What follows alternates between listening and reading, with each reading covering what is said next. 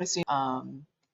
So we'll go ahead and get started. So welcome again to get your water service line inventory in now with Cook County TAP. We're excited to host this session, and we understand that time is of the essence. That's why we put this together real quick to get it out to you, and we're hoping that it answers a lot of your questions, and we hope to take a lot of questions here today to get you on the right path. I'm Ruth Kersey. I'm the project manager for Cook County TAP and the senior project manager for water programs at Elevate, a nonprofit based out of Chicago. And we work on climate equity issues and including water-related issues. So I'll just start with a few introductions. So just real quickly, I know many of you have attended a few of our events already. But we are Cook County TAP, and we're hoping to provide educational resources to Cook County municipalities for lead service line replacement and water affordability initiatives, and made available primarily on our website, which is coming. We're hoping in May to have that live. And all of those, the listed items there are what we will be covering. And it's administered by Elevate or Elevate Energy in partnership with Cook County government, and it's funded through ARPA. And I'm joined here today by the Illinois Environmental Protection Agency and Robinson Engineering. So from the Illinois Environmental Protection Agency, we have Tatum DeMay, who will introduce, each of our presenters will introduce themselves at the top of their presentation, but she's with the Illinois Environmental Protection Agency's lead program and lead and water program. She unfortunately does not have a camera today, so she won't be on camera, but welcome Tatum to the presentation. We also have Jonathan Flowers here, engineer for Robinson Engineering, who will be presenting today as well. So I'm just going to launch a quick poll to see who you are all. And so who do we have here today? I'm going to not launch the poll, and I'll just remind our panelists that you can't see the poll, but I will share the results in a minute here. So just 30 seconds to weigh in here on your title, your relative title.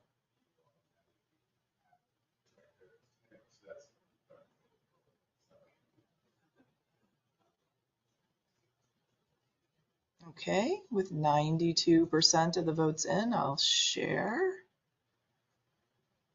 And so public works employees, 64% of the audience, 18% are municipal employees, and then we have some consulting engineers. So thank you for playing, and we'll just keep it moving here. It's just nice for us to know who we have on the call. So this is basically the agenda for today.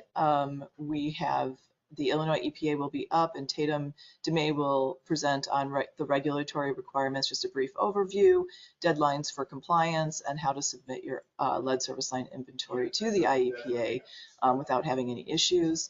And then Robinson Engineering will be generally talking about the most efficient methods for identifying service line materials, common challenges encountered, and then common strategies for communicating findings to the consumers. And then we'll have a panel discussion and answer any questions that they were unable to answer during their sessions. So, oops, I'm going to launch one more poll here. So we would love to know where you are in completing the submission of your lead service line inventory. So I will launch that poll now. So where are you in submitting a complete material inventory to the Illinois EPA?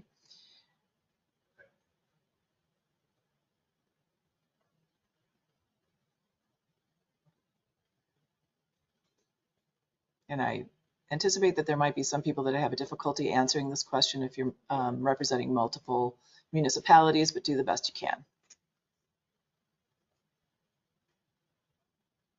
Okay, I will share those results. About 83% have voted. We're at 92. Perfect. So nobody has already submitted their inventory. About 45% should be ready to submit by April. They're getting there, but they applied for an extension is 30%, and then struggling and could use some help are 9%. Please feel free to reach out after this presentation, and we can try to get you connected to folks that can help you, and about 20% are not quite sure. So we'll close the poll. Thank you for that. We appreciate you letting us know. Okay, so here we go. I'm going to throw it over to Tatum. So Tatum, you are a presenter now.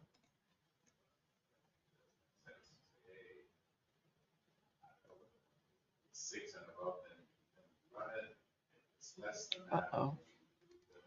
I see that Tatum is no longer with us. Not sure what happened. So Jonathan, maybe what we'll do is just go ahead and make you a presenter.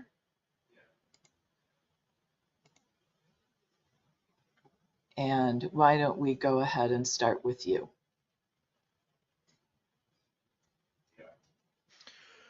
Okay, I'll get this queued up. Glad that everybody could join today. Excited to talk. And I'm going to present and go through the information that we've prepared, but I encourage you to ask questions as we go. I would like to make this a little bit more informal than just me talking and you listening. So if anything comes up, please hit that chat bubble and Ruth can interrupt me or maybe I'll catch it if I can. But I just wanted to say that. So we're going to talk about inventories today. Everybody's inventory is due either the 15th or you applied for an extension. So it's about that time of year. It's getting down to crunch time. So we wanted to just go over some things. Some of this stuff's going to be basic, but then hopefully I can relate it to what you'll be experiencing now with some challenges and some things that we've learned. So this is, oh, having a hard time advancing the slide here.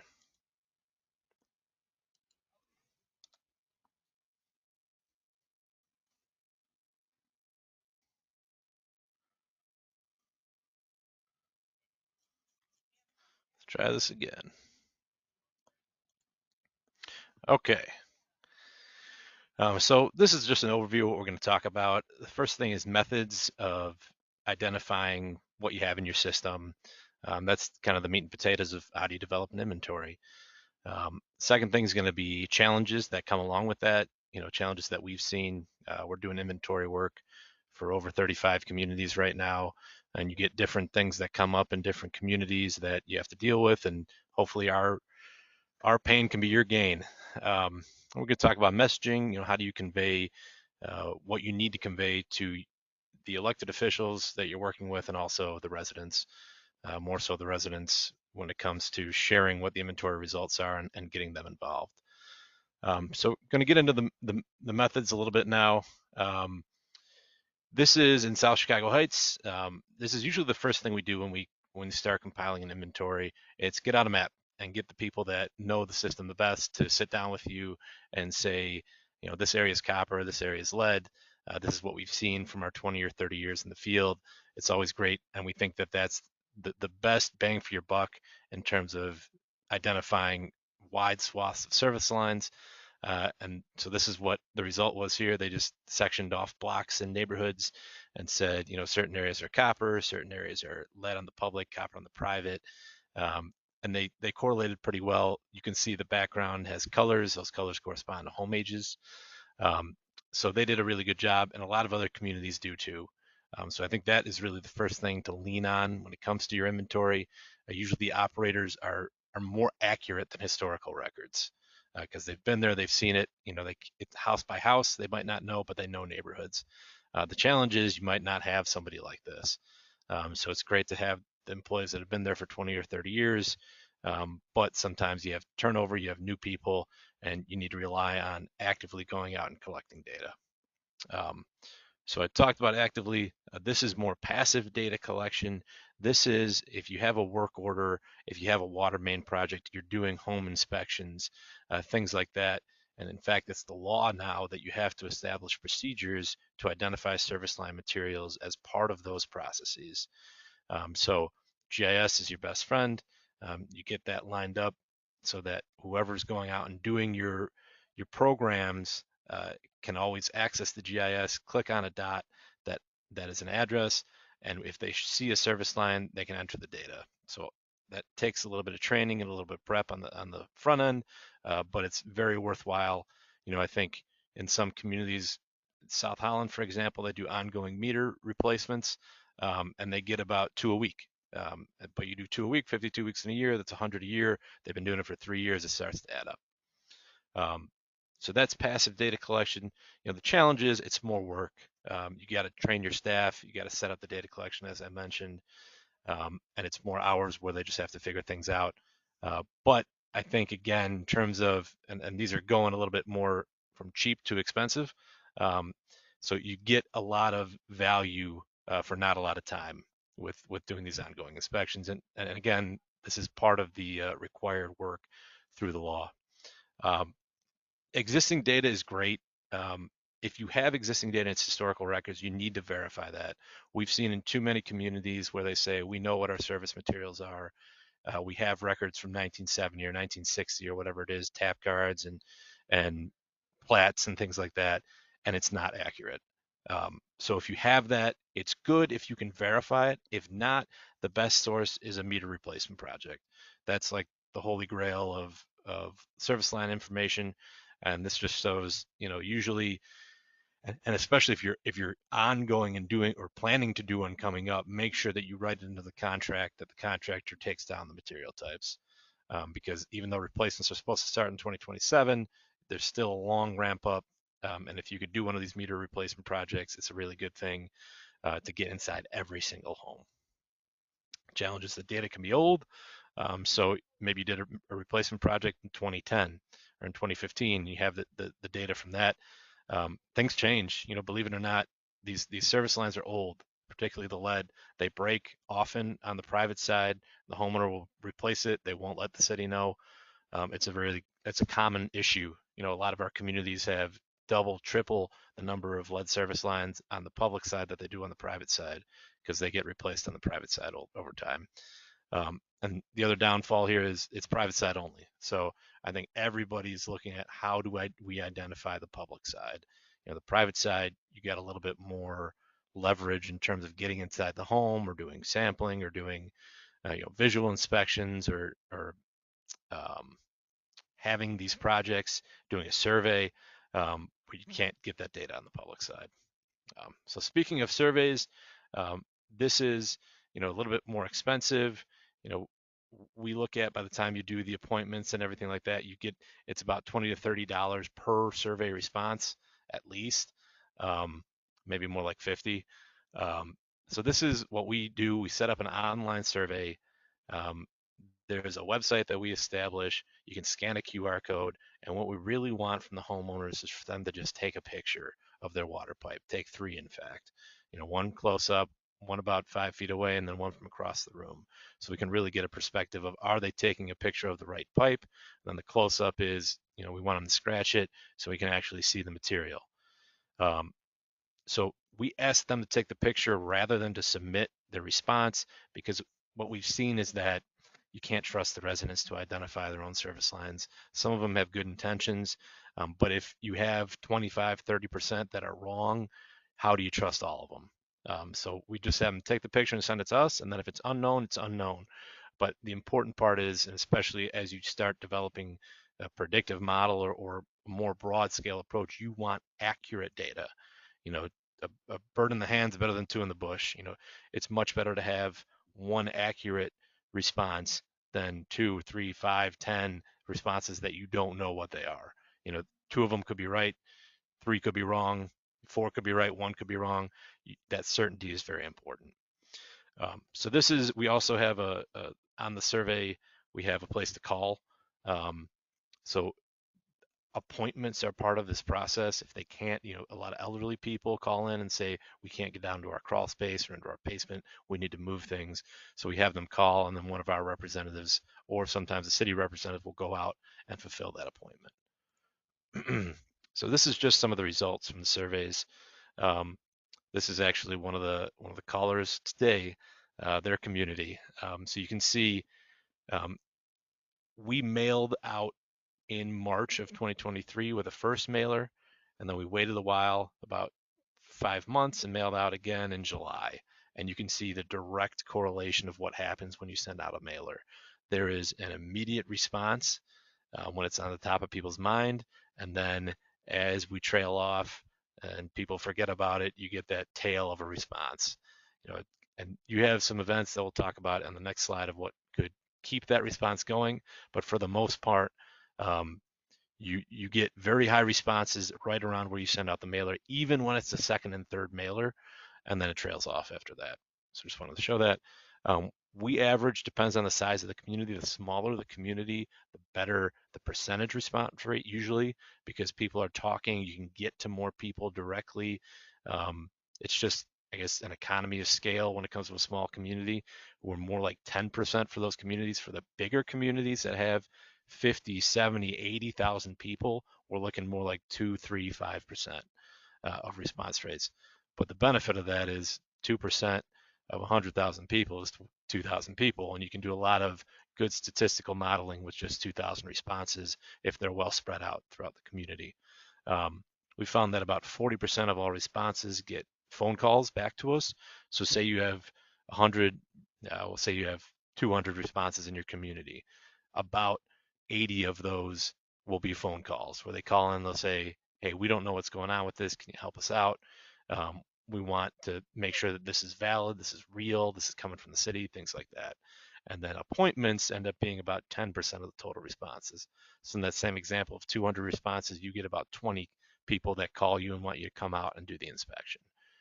So those do exist, they're prevalent, and to get those 10 and 40%, that's what takes the majority of the time, which is, um, you know, a diminishing return on your investment, but it's something that you got to do.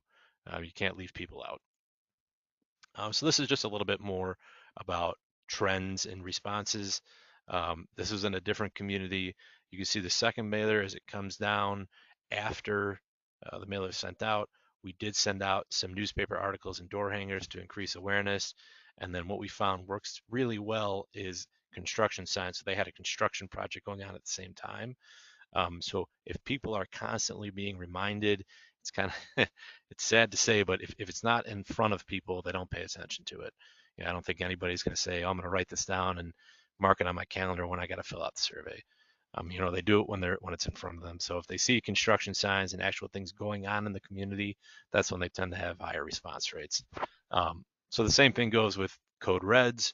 If you can get a text message system sent out to everybody, that helps a lot.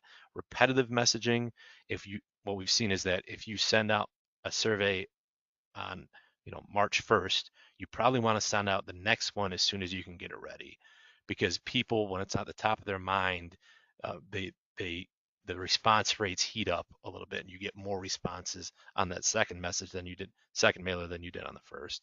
And then people also respond to a little bit of a threat. Even though a final notice is an ambiguous threat, we've found that you get a different type of responder. In certain communities, we'll get more commercial responders when we say final notice, um, but it's just a good thing to give a little urgency to it. And then, like I said before, it's about $50 per response, about 50 cents per mailer. When postage and um, coordination and all that is done. And now that doesn't account for putting together the mailer and talking about it and planning and things like that. That's actually just printing and sending out. So that's the mailers. This is what they look like when they come back. So we set up a GIS system. You can see here that we've started to do the evaluation. The dark brown or red is lead, purple is unknown, green's copper, and then these yellow ones are galvanized. You can see there's a picture in the upper left. They only submitted one picture on this, but it's clearly lead. And we can look at that picture and make that determination. And then we store that data and we can extract it with a spreadsheet or whatever else to help with our data processing. So these are some of the challenges. Obviously, low response rates. We've tried so many things to get response rates up. We've tried uh, open houses and village hall sessions, and we've had events in theaters. We've done earned media. We've done social media. We've done everything, and we can't, besides being in their face, sending out more mailers, putting up more signs actually in their neighborhood, that's about the only thing that works. Keeping up with appointment requests can be difficult. Right now we have some backlogs because, like, the diminishing returns that it takes, you know, time to set up that appointment, time to go out to the appointment, actually do the appointment. People want to talk once you're there. Um, so keeping up with that is hard, and it's something that we have yet to figure out how to streamline that process.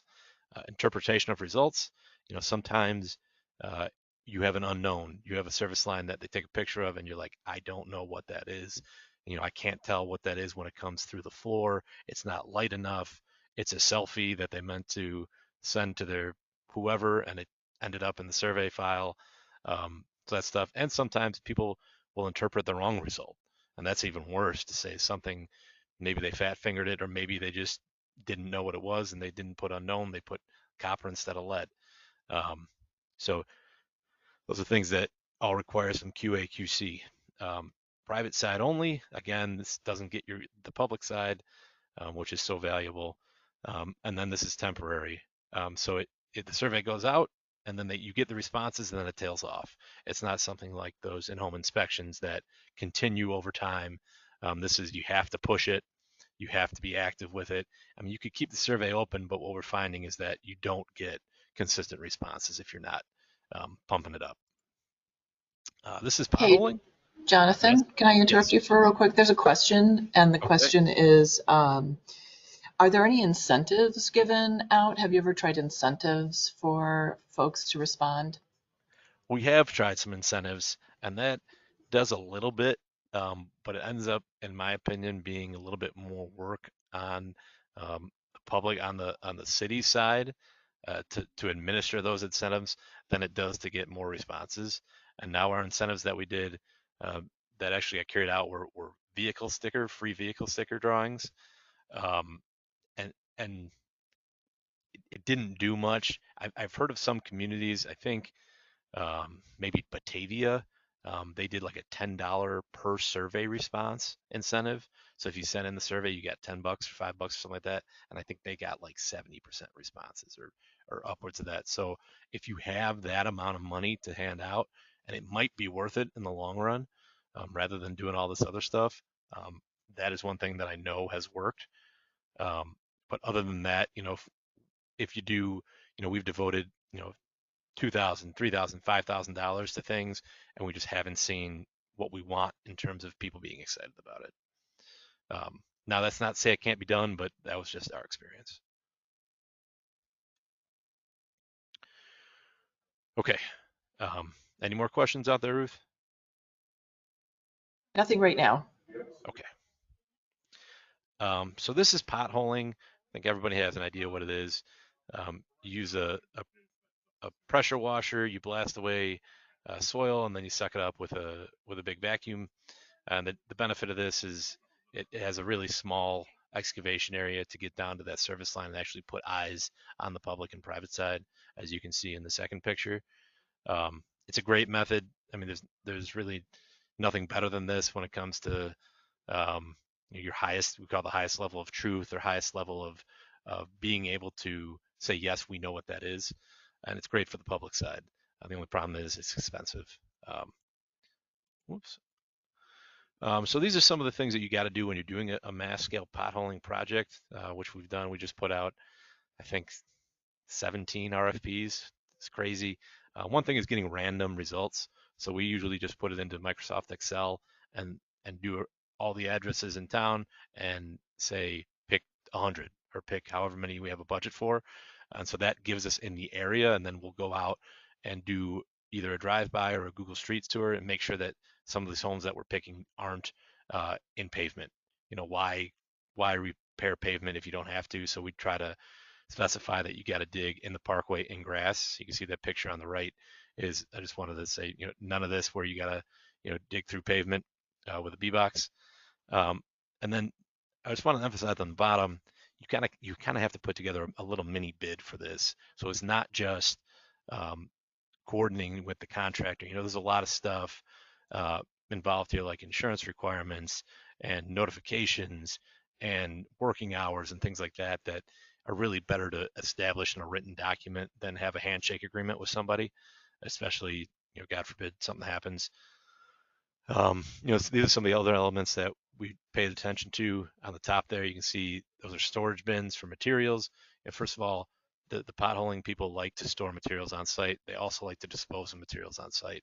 It's becoming a lot more expensive. What they're talking about, maybe $200 more per dig to dispose of this materials rather than disposing of it at the public works facility. And we're averaging about $800 per dig for these types of things, where it's, we got about 100 of them. They're spread throughout the village or the city. Um, a big thing has been coordinating and getting the notices right that go out. Anytime you're dealing with residents, the wording is important, the phone numbers are important, the addresses are important that you put on there. So that coordination with the municipality has been a lot of work to get it right, and then to distribute it at the right time, and then setting everything up so that they can, same thing like the surveys, they can upload the data and you can have it into perpetuity and to manipulate.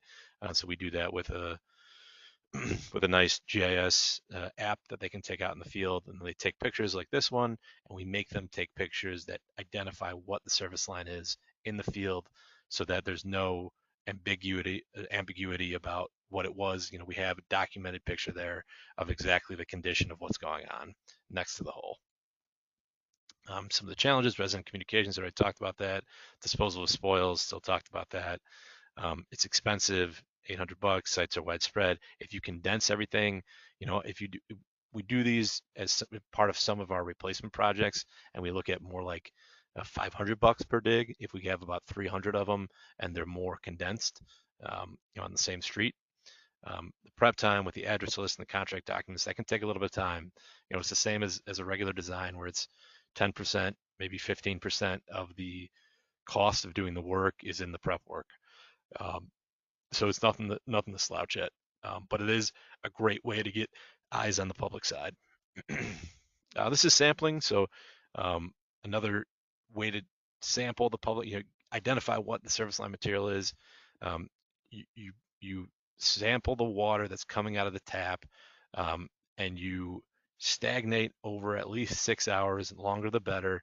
And then this is the theory that the water that's been sitting in the pipe overnight, if it's been sitting in the lead portion, it's going to have higher concentrations of lead. If it's the copper, it's going to have lower concentrations of lead. So you can identify what the service line material is by what the concentrations of lead are in the samples.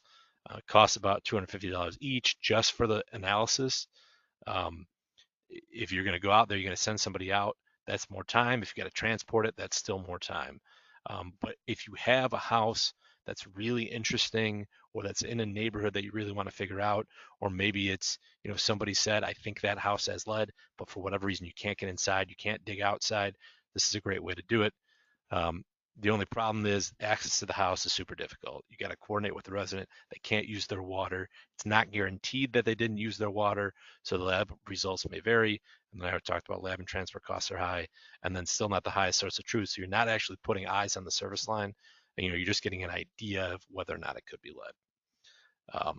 So this, I want to talk about predictive modeling just a little bit, because it kind of cleans up everything.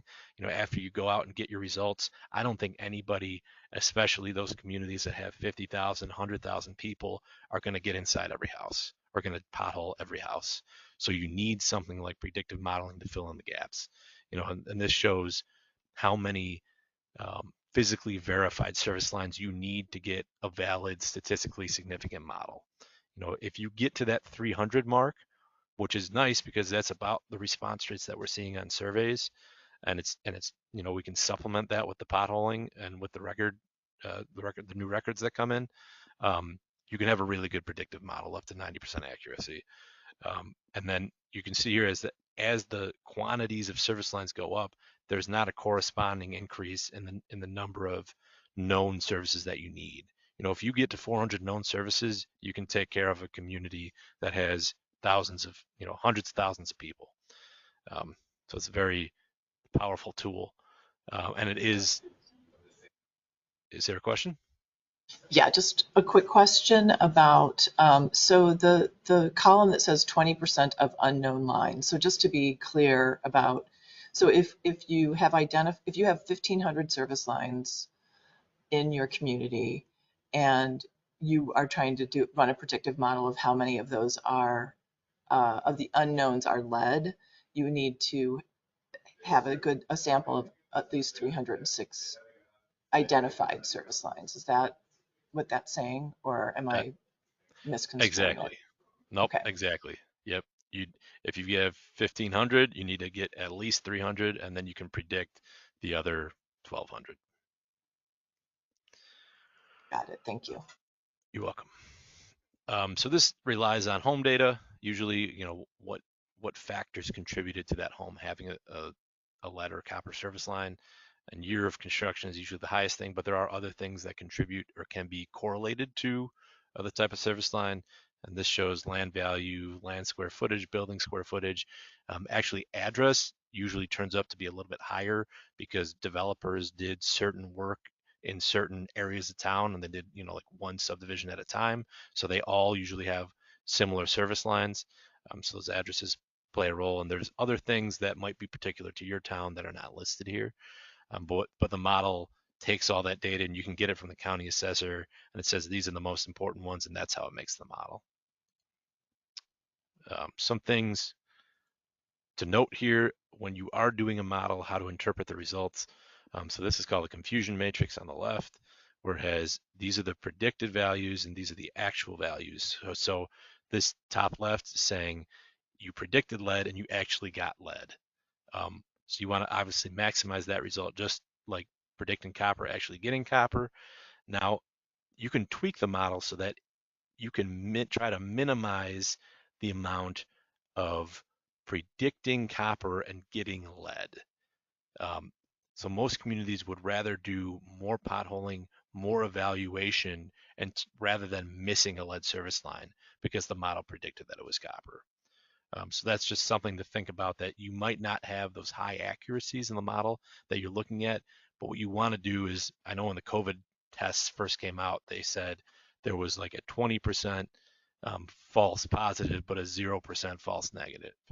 So you wanted to make sure that if the mistake was made, it was made on the side of caution. Um, that's something to think about. And then this shows on the right, we had a community that had a particular number of buildings in these groupings in terms of percentage of lead. And if you look at what's happening with the trend here, when you get to 70 to 80% that the model is predicting it will be lead, you have a substantial increase in those amount of homes. So what the model is basically saying is that would be your cutoff for for declaring something as lead, as opposed to just 50%. But you have to look at the actual data and what's going on with the model and being able to interpret that to get your best possible data. So here's some downfalls. Low accuracy if you have all lead or mostly lead or mostly copper. The model's going to tend to predict whatever is the majority there. House by house predictions are mediocre. So models are really good at saying the whole community. We think there's 5,000 lead service lines. They can predict that really well. But when it comes to one particular house, that accuracy might drop. Um, so it's important on how you use the model. And then obviously finding a modeler. Oops, sorry about that. Finding a modeler, somebody who's capable, who's done it before, who knows how to interpret things. Um, and then poor data in, poor data out. We talked about misinterpreting what the results are and things like that. And then it's hard to model the public side because you have water main replacements over time where people came in, they replace the street, and that's independent of what the home age might be and things like that. So it's difficult. It can be done, but it's more difficult than what's going on the public side, on the private side. I'm going to transition a little bit here. We're going to talk about messaging. So how do you get the message of what you're doing in your community out to the actual community? And the best thing that we've seen to increase response rates, to really communicate with people, understand what they're doing, you got to meet with them. You got to talk with them face to face. You got to get to know them, get them to trust you. And we have this term trusted messenger, and that's the mayor of Dixmoor on the left. He came out with us and he opened doors that we didn't think could be opened. Just because they know him, they trust him, there are established relationships there. And if you can tap into that, it's a great thing when it comes to not only getting people to respond, um, but also getting people to trust what you're trying to do and trust the overall concept of what this is and help them understand what it means. Another thing, code red, I already talked about it. Getting I talk about this a lot, getting into people's homes without being in people's homes. So, the code res is an established thing that villages and cities can send out uh, in cases of emergency, but it's also to just spread information, and they know they've already signed up for it. They know that it's coming from the municipality. So we've also gone online to kind of spread the message of um, what online is really good for is to get um, academic information out. So we have a Facebook social media site that has some reels and videos and things like that that are a little bit more persuasive on trying to get people to fill out surveys, but they also provide good information. That's just a different way to do it. But we also have a more technical website that we use, and it's good to have that website that everything can link to. Whether it's your survey results or your ArcGIS where you're showing maps, or the federal laws and funding. It's great to have that one source that your various pages and outlets and things like that can link to. And then, of course, this is your required notification that you send out to residents. This is a dashboard, and they can click on their house and see what's going on that dashboard. So eventually, everyone will need to be able to share their inventory with the public, and a dashboard is a great way to do it. And if you have GIS, there's built-in features through Esri where you kind of just plug and play and fill in the blanks, and that's what this is right here. This is a video that we did. It's kind of funny. I just wanted to show it. I don't think you guys can hear the sound, but this is one of our reels to kind of encourage people to sign up for programs and get get things going. We made some costumes and dressed up as a lead pipe and a copper pipe. Um, kind of just change the messaging a little bit, reach a different audience, get people to pay attention. Um, so we had fun with it. Thought I'd show it. Various communities do different things. If you always have the same message, sometimes people stop paying attention. But you can get different crowds when you do the social media, and it was a really fun thing to do. Um, so the these are the challenges. Trusted messengers are hard to find. We've reached out to a lot of people in different communities, and it's hard to find somebody that like, yeah, that person is the homeowners association chair, and they know everybody. Um, Social media website response is just so. We thought that would create a lot more interest, but we're seeing that it plants some seeds, but we don't have any real fruit from those yet. Um, but what everyone says in the marketing business is you need to touch on something 7 times before people pay attention, and usually 7 different methods. So we are finding that our survey responses have gone up a little bit. I think this is one of the 7, but it's not like the one thing. It's not the silver bullet. And then, of course, direct communication is most effective. So if you can get out in front of people, look them in the eye, that's always the best way to do it. Quick Um, question, Jonathan. Did you yes, guys do anything but with children, for example? Because a lot of things get presented to parents through their children, and the children are very insistent that parents take action. Have you ever gone through the schools or done any of that sort of direct messaging? we've tried to set that up a couple times, but we've never gotten closure on it. We've never gotten to the point where we're actually doing it. But we'd love to, because I think that's the most effective way to get parents to listen, for sure. And the kids are maybe a little bit more passionate about it. I think the biggest thing that we've encountered over time is apathy. People just don't care, um, which you would think they would when it comes to their health and the value that some of these programs are bringing. $10,000 property value increase, but that's just not the case. Um, Thank you. So, yes. Jonathan, we do have to move on shortly. So I don't know if you Yep. have about 3 more minutes or so. Thanks. That's perfect. Yep. So I want to talk a little bit about how this relates to your lead service line replacement plan. So you can see this is a predictive model that we did. Just want to talk about scoping. If you run an accurate model, you can have some ideas from home age and what people think is going on, but then you actually run the model citywide and you get very different results. So this is a community that thought they were more like 20% lead. They ended up being more like 5% lead according to the model. And that changes the scope of what you're trying to do. Maybe you only have, a 0.5% tax instead of a whole percent tax, or you have, a $15 a month rate increase rather than a $30 a month, or maybe even less than that, to pay for your whole program. So it's very important to get those numbers right. And also when it comes to state funding, this is the state census tracts and what their rankings are. So we've got a community here, and you can look at, there's one census tract in this community that scores really, really well, this dark one, but how many service lines are in that census tract? How much can you depend on? How long, how far will that money go until you have to reach out into another census tract? And then you can kind of play games of, well, do you want to include two census tracts in one project and things like that. It was very important to know how many are actually in that tract when it comes to the money. And as we know, I was talking about earlier, 1% versus 0.5%. Some of these referendums, some of these issues are very important when it comes to politicians. Um, the Chicago mansion tax, or I think Bring Chicago Home, it's called, that lost by 5% of the vote. And I think it's, when you talk about slim margins like that, you got to be more accurate. And the one on the left is a McHenry County tax that passed. Why did that happen? I think it comes down to very slim margins. You got to understand how things work, and you want to make the elected officials look good, that what you're doing and the things that you predicted came out right. And so the plan that they put together to fund this worked out.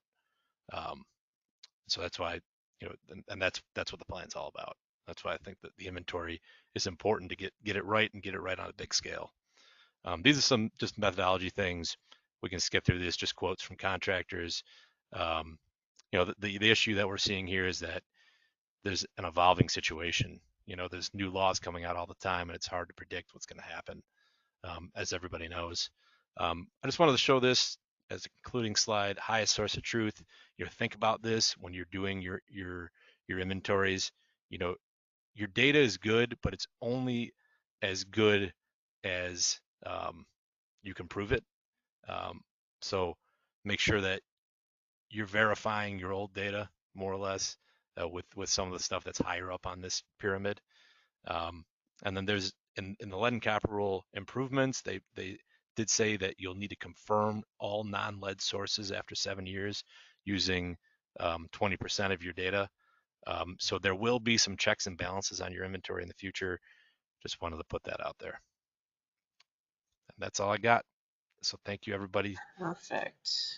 Thank you so much, Jonathan. That was really great and very deep information, and looking to following up on a few things during the panel. We don't have any additional questions right now, but just to remind everyone, if you go to the top of your screen, there is a place to put questions in. And right now I'm going to make Tatum, who's from the Tatum DeMay from the Illinois EPA lead program. I'm making her a presenter so she can pull her presentation up. While we're doing that, I just want to remind everyone that we're not taking formal breaks. And so if you need to take care of anything, just go ahead and do that during the presentation. We do have these transition periods, and there'll be another one when we transition to the panel. So feel free to take care of yourself. So without further ado, Tatum, I think you're ready to go, and I will go off mic. Take it away. Thanks, Ruth. Can you hear me and see the screen okay? We can hear you and we can see the screen. Perfect. My name is Tatum DeMay. I am the acting drinking water compliance assurance section manager here at the Illinois EPA. Just a little bit of background. I've been with the agency for nearly 9 years in compliance assurance. I've worked peripherally with the service line inventory program since we started, I think in 2017. But quite honestly, I'm jumping in now to lead. I'm very much still learning this lead program. That being said, we have a really great lead and copper team on my staff. Adam Nutt, Catherine Capronica, and Justin Burge all work completely with our lead and copper program. Adam's been with us for a few years. Catherine and Justin just joined us last year. The best way to reach any of us with any questions about lead is through our shared inbox. It's epa.leadencopper@illinois.gov. As you can imagine, the volume of phone calls and emails that we get around this time of year is quite high. That email inbox is monitored daily. We all have access to it. Um, and I think we're pretty quick at responding through that inbox lately.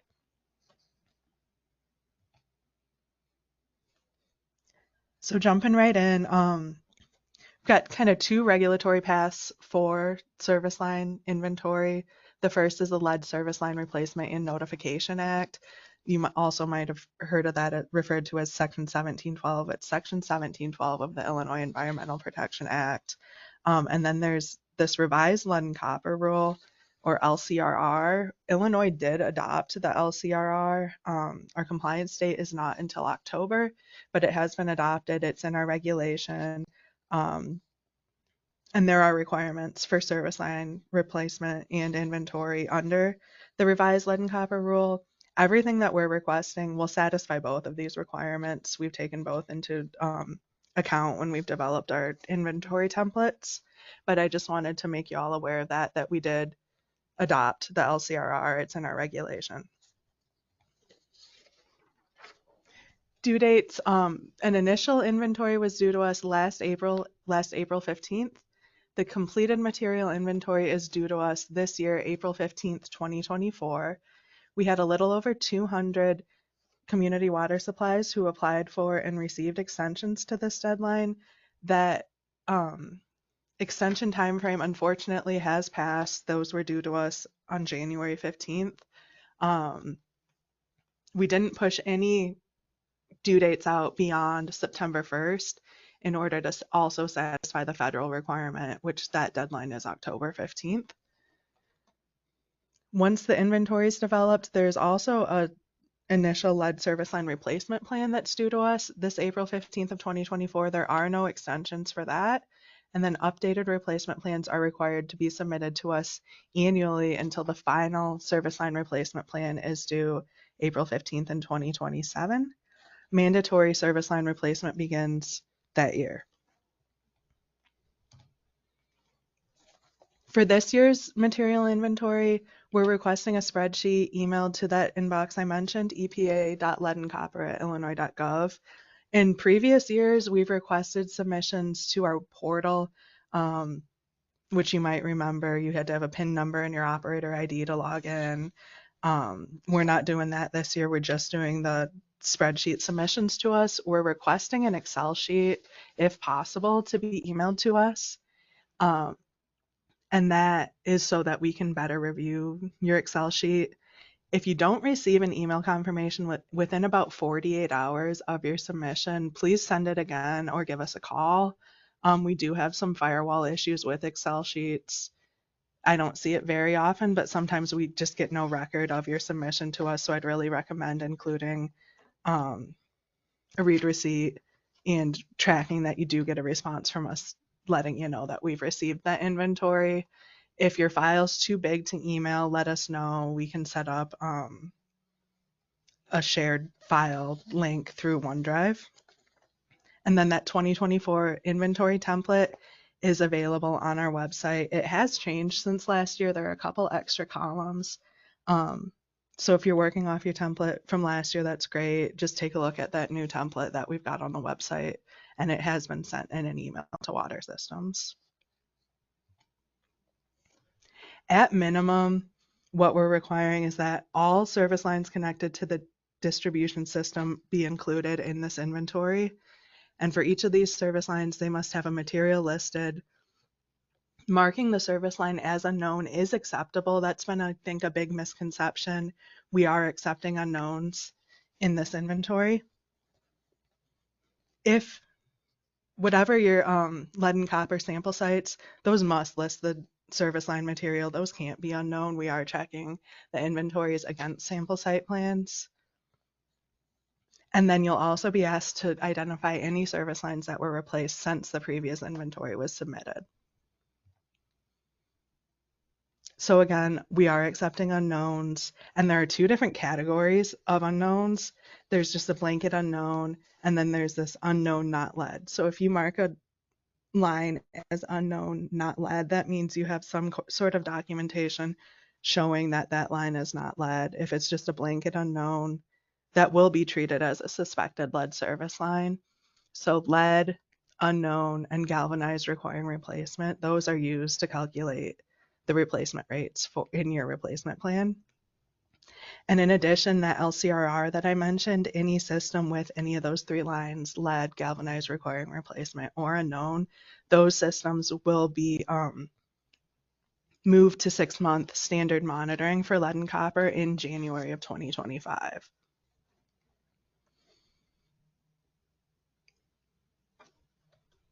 And then as you're going through replacement, identifying something that you had previously identified as unknown, identifying it as non-lead does not count toward your replacement rates. It does not count as a lead service line replacement.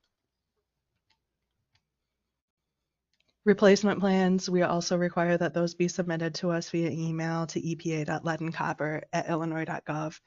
We have a replacement plan checklist available on our website. We haven't seen too many yet so far this year.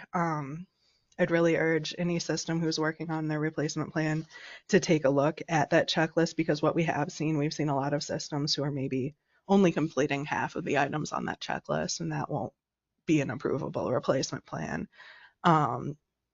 Once we start getting a good batch of approvable replacement plans, we do plan to post some of those as examples on our website, so stay tuned to that page.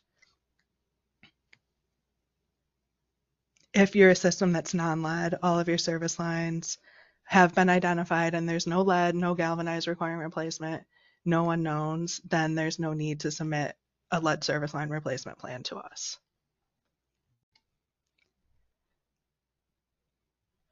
Water systems with any of those three, again, lead, galvanized requiring replacement, or unknowns, they are required to notify the customers that are served by those lines within 30 days of that April 15th deadline. And for everyone, inventories must be made publicly accessible, and we'll be sending templates for both of those items to water systems pretty quickly. Just wanted to mention this. I don't work in our loan section, but there is funding available for service lines. They've opened up a 4th round of funding, and it's my understanding that that's open-ended, that they'll keep that open until the funds are no longer available.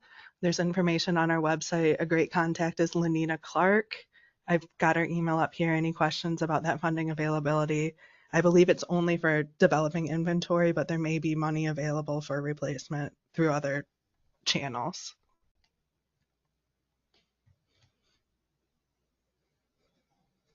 One more reminder, the inventory and the replacement plan, we'd like to be submitted to that shared inbox by April 15th. The inventory, we'd like to see it with no blanks. We've seen a lot of blanks on the inventory, so it should include every service connection, even if it's unknown. Another big thing we've been seeing is that water systems are using last year's templates instead of this year's, and we have been reaching out with an email response, just letting them know that, hey, there's an updated template, we'll let you know. I would look for another email blast from us within the next 2 weeks, hopefully on the sooner side of that. We've got a couple additional checklists. They're pretty quick and easy. One's public accessibility and one's an inventory methodology checklist. We're still developing those, but they should be available soon. In the meantime, those emails, we'll send them to the responsible operator in charge, the official custodian, and the administrative contact for each water system. So make sure in Drinking Water Watch, I believe you should be able to see the administrative contact and the official custodian. Make sure those email addresses are up to date.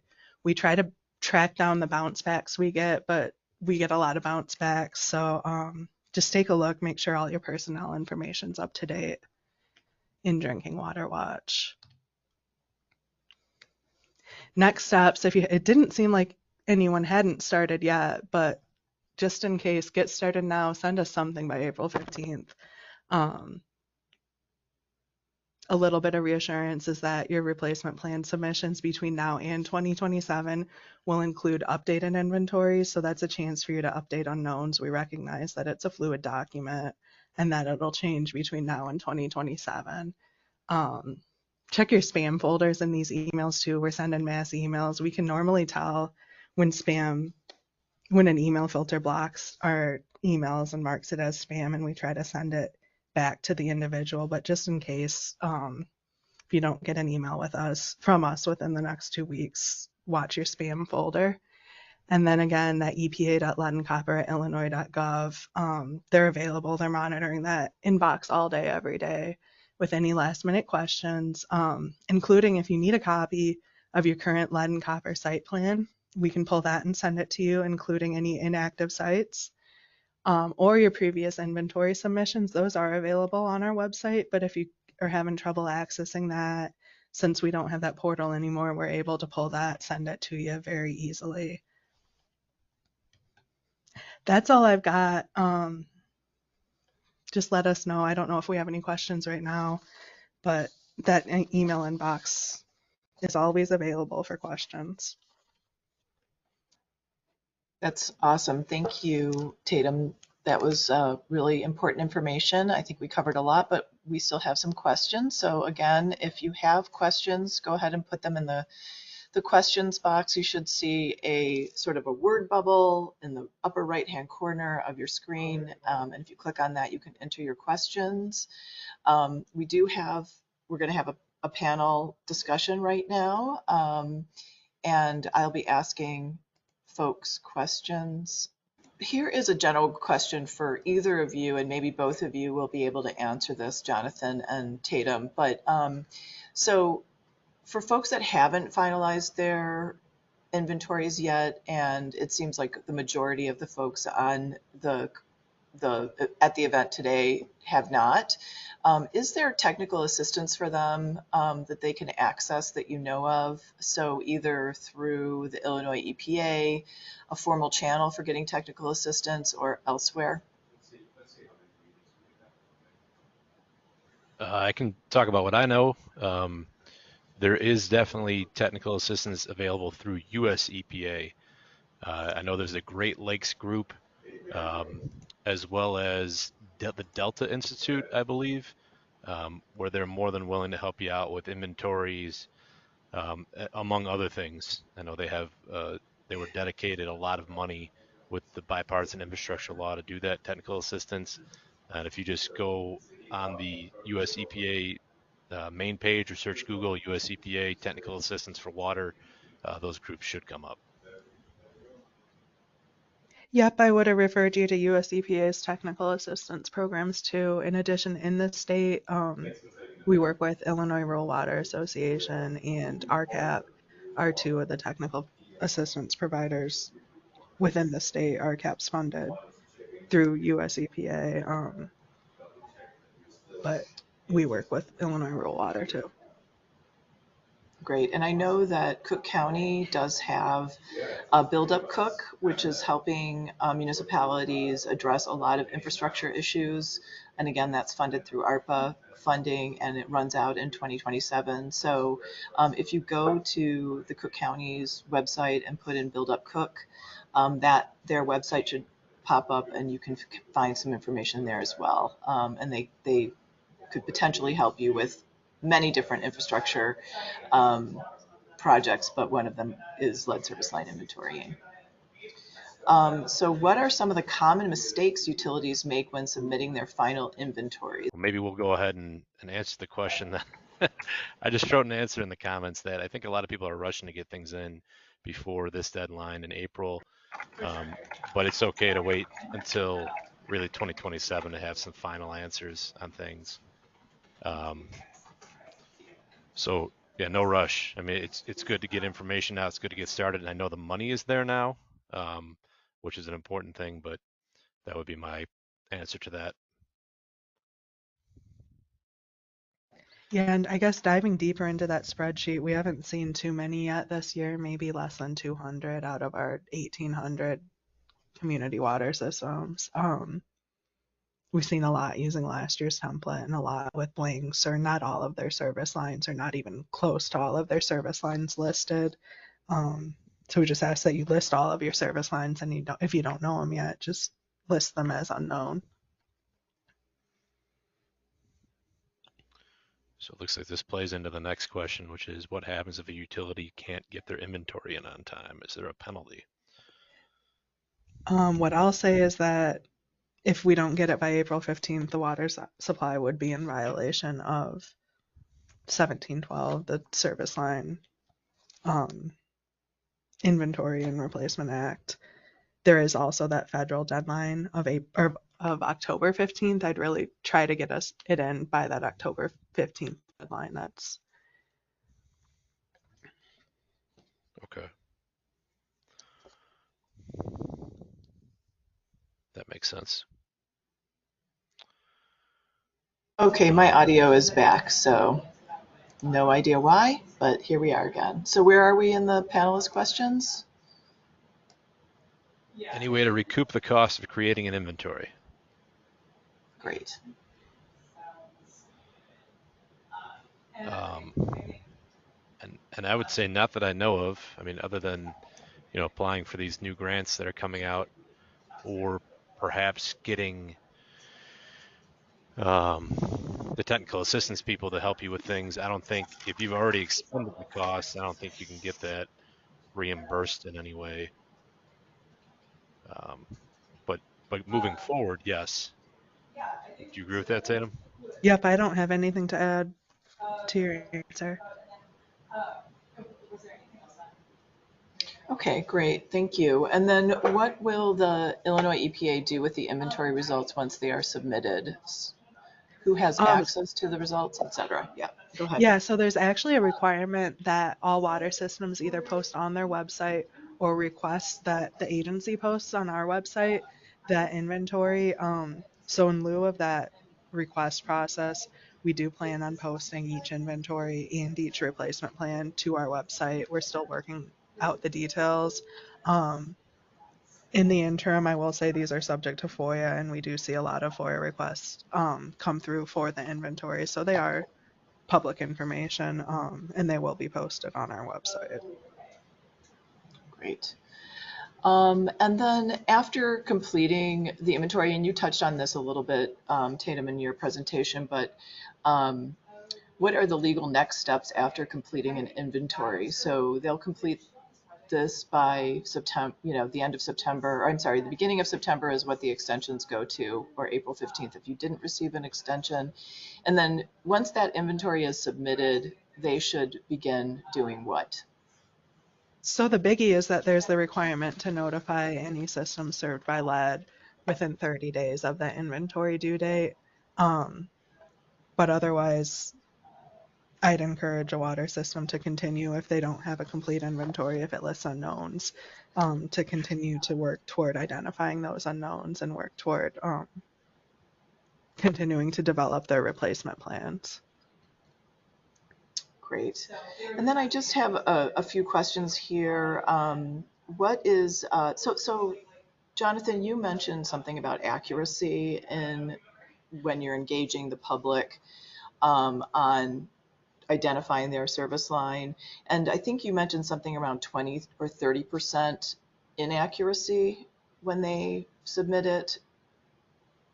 And so I guess the question is really how accurate on average, how accurate are identification of lead service lines? If you let the resident do it, I would say 50 to 75% of the time they get it right. So not nearly enough to be reliable. If you have somebody who's trained in looking at pictures or going inside a home, that percentage goes up a lot. I would say probably 90% plus. There are always situations that are tricky, but like I said, we tend to just say if you don't know, then leave it unknown rather than making an educated guess even, because no data is better than bad data. Yeah, okay, so that's great. And then as far as, so as a follow-up question, so you have these inaccuracies, what percentage of the time do you have to go out and actively collect the information? So you're asking for folks to passively provide or to give you the information and identify their own lead service lines, but then there's this active portion that you mentioned, and what percentage of lead service lines do you have to go out and actively assess on average? Well, I think it depends on the community, what they're comfortable with submitting, how much background information they have, things like that.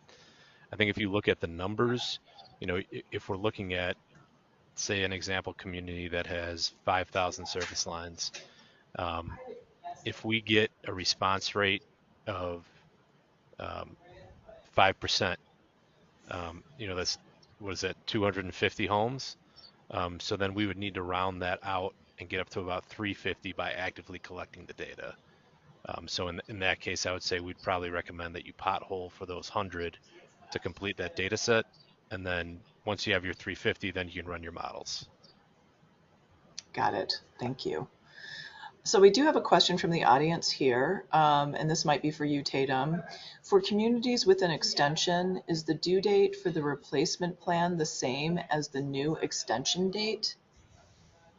So unfortunately, 1712 does not have an extension provision for that initial replacement plan that's due this year. So there is a deadline of April 15th for everyone for replacement plans. To systems who have received an extension, what I would encourage you to do is send us something by April 15th. And then once you've developed your inventory by whatever your extension date is, then send us an update to that replacement plan with your inventory later this fall. Great, thank you. Jonathan? Oh, well, yeah, if you don't mind, I've got a follow-up question for Tatum on that one. Yeah. Um, what percent completes, or I guess how much can this plan change from April 15th, 2024 to April 15th, 2027? I mean, we expect it to change. There's a lot, that replacement plan requires a lot of work. I think we expect it to change a lot between now and 2027. Um, to quantify it with a percent, I'm not quite sure how to, That's but fine. but I think especially with systems with a lot of unknowns, we would expect it to change a lot between now and 2027. Right, and that, sort of begs the question of data collection or maintaining data and maintaining good and robust data systems. And I'm wondering if you can speak a little to that. And the idea that this is just because you're submitting something April 15th of 2024, it's not the end of the process. So maintaining proper data will be really important. Is that something that anybody can speak to? Sure. I mean, the language in the law for this inventory that's due this April is a final material inventory. We've kind of moved away from using the word final because it's not your final inventory. You've got these replacement plan submissions for the next 3 years. It's a fluid document. You're not locked in with this inventory by any means to your replacement rates. And then, Jonathan, there's another question here for you. So you spoke about staff interviews for knowledge. Is that acceptable to put on the inventory, or do we have to take pictures of every service line? Forget how it's worded in the law, but there's definitely a staff interview type qualification in the law where yes, it is valid data. Um, I think historical knowledge might be the term that they use, but I can find the section of the law that describes it. I don't know. Maybe Tatum, do you know what that I wording want to is? say I don't think it's operator knowledge, but you're right there. If you're pretty, I don't know the exact language either off the top of my head. But certainly you do not need to put eyes on every pipe. You do not need to dig up every pipe. If you have operators that say, we know this neighborhood is all copper, then from personal experience, and that's good enough. Great. And then there was a mention about meter replacement. So can you talk a little bit more about that? Like, is this something that is commonly being done right now, that everybody's looking at meter replacement, and so it can be relied on to identify lead service lines going forward? If you maybe don't have it going right now, but maybe in 2025 you might. So meters, their average lifespan is 20 years. before they start getting extremely inaccurate. So it depends on what community you're in and what your schedule is. But yes, certainly, I think it's a realistic way to identify what your service lines are. And I know too that a lot of communities will have 20, 30, 50 meters on the shelf because there's new development. There's issues where they need to fix a meter, replace a meter, things like that. So it's one thing to do, um, but if certainly if you need to complete an inventory by 2027 and have accurate data, and you got a meter project that you might do in the next 10 years, maybe you push it up and get it done now. Great. And then another thing about potholing. So potholing is used to, as what did you call it? The most optimal way of understanding what's really going on. What's the term that you used? Can you repeat it? Highest source of truth. Highest source of truth. Thank you. And so a question that I have as I've gone to a lot of educational things is there any movement in Illinois to creating like crews that go out and do potholing only, or shared services between communities to get potholing done? Have you heard of any activity around that, or floated ideas between communities to do that? It just seems it would be more cost effective because as you mentioned, it's $800 a pop around to do potholing, which seems very high. Go ahead. Yeah, so we're actually doing that right now. With inventory grant funds, we're combining, I think our max is 4 communities at a time to get those economies of scale up and bring those prices down a little bit. And it's been working to some degree. But you're right. Yeah, I think there are great opportunities with potholing, with surveys even. I know the state of Pennsylvania, I believe, did a statewide survey where they were able to spend a lot of money, put it on TV, put it on radio, things like that. We also have, we're trying to emulate that a little bit. We have a website, gettheletoutil.com, where all of our communities, 40 communities, there's one survey for them. So we're trying to kind of maximize the economies of scale, but certainly, yes, the potholing, the surveys, everything could help from a more conglomerative approach. And can I ask you, is that something that Robinson Engineering, you know, created, or, is your idea, or was it from the communities itself that idea emerged? That was our idea. Okay. We just ended up creating so many different surveys that you have to check the phone number, you have to check the contact information, all that. And we were like, why don't we just merge it all into one survey, and then we can tell who's responding by where the PIN number is for their address point, what community they belong to. So it just made a lot of sense. And certainly, if IEPA or anybody else wants to do it even bigger, yeah, I think that would be the bigger the better. And also, just again, staying on potholing a little bit, are the challenges real there, that there are very few providers of potholing, or does that seem that, the resources seem to be expanding now? Because I know that was an issue at the beginning of this whole process, and I'm wondering if that's easing. It's half and half. I think there are few providers, but I think more people are getting into it. And then we're bringing in some people like Badger that it's a nationwide operation and they're kind of built for this. Um, so I think it's the same thing with the replacements where we're kind of at an inflection point right now where the demand was so high, but now the supply is catching up with the demand. And so I think hopefully those prices are going to start coming down. Great. That's good to hear. Okay, so just pivoting a little bit here and asking, I think this is for Tatum really, what is the downside going forward of folks submitting a lot of unknown service line or material service lines? Because you mentioned that it's really good to just get something in to the Illinois EPA, and you'll be working through 2027 to get your finalized inventory in. But what's the downside to the community by not doing the work ahead of time? Really. Sure. doing the potholing, whatever needs to be done to identify them. So an unknown is treated as a lead line. It's a suspected lead line if you can't tell us otherwise. If it's unknown, it's lead. So that will come into play with your replacement rates and your replacement plan.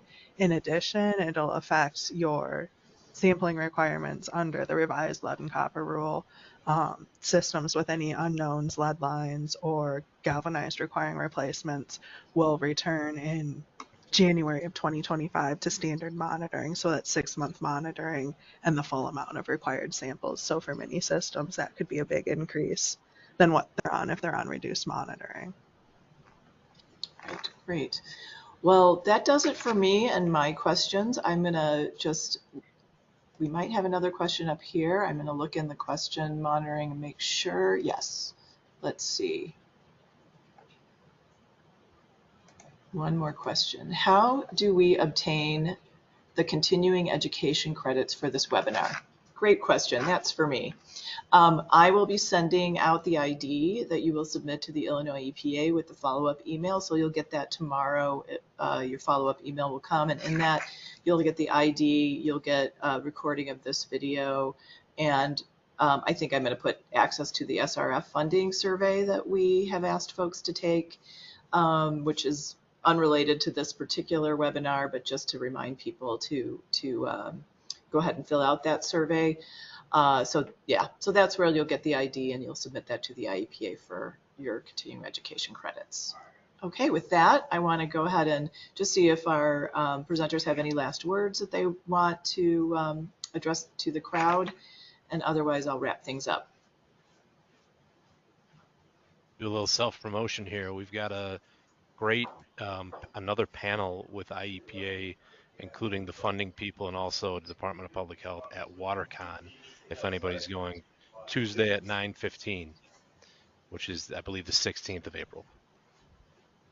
And we'll have staff at a booth at WaterCon all day Tuesday and I think half day Wednesday. So we'll be out there if any questions come up. And I will be there as well, so hope to see everyone there.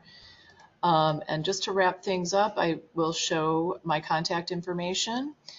Thank you very much to our presenters. Great to take a deep dive. I hope folks learned a little something and can take action. If you do need additional help, we can try to provide access to resources. So there's my contact information on the screen there. You can always email me at ruth.kersey@elevatenp.org. So again, thank you for attending. Thanks to our panelists, and we hope to see you guys here next time.